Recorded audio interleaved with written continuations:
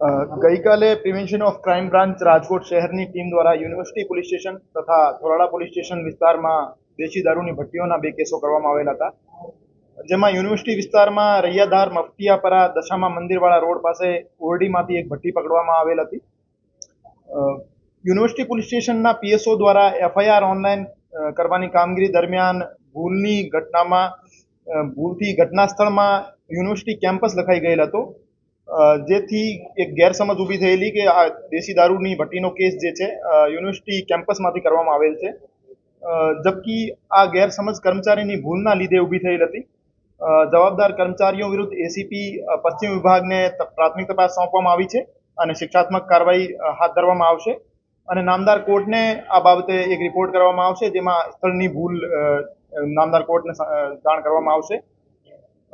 FIR online થયા પછી એમાં સુધારા વધારા થઈ શકતા નથી, એના લીધે કોલમ નંબર 5ની ભૂલ સુધારી શકતી નહીં.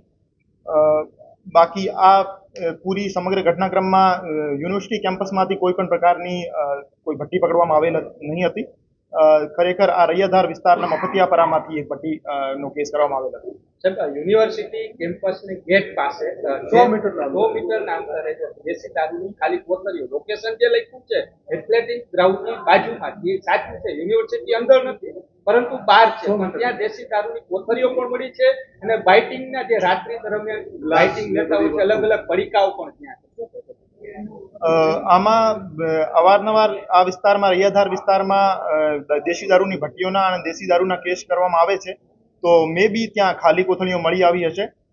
જે કોઈ દેશી દારૂની વેચાણનો સ્થળ અથવા ભટ્ટી ત્યાં પોલીસ દ્વારા ગોતવામાં આવશે તો એમના વિરુદ્ધ કેસ કરવામાં આવશે, પણ ખાલી કોથળીઓ વિરુદ્ધ અમે કેસ કરી શકતા નથી.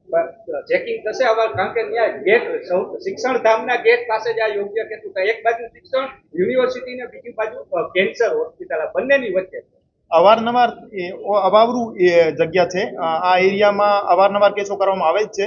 તેમ છતાં દેશી દારૂના જે કેસો છે આમાં સજાની જોગવાઈ ઓછી હોવાથી વારંવાર જામીન ઉપર મુક્ત કરવા પડે છે અને વારંવાર આ પ્રવૃત્તિ ચાલુ રહે છે.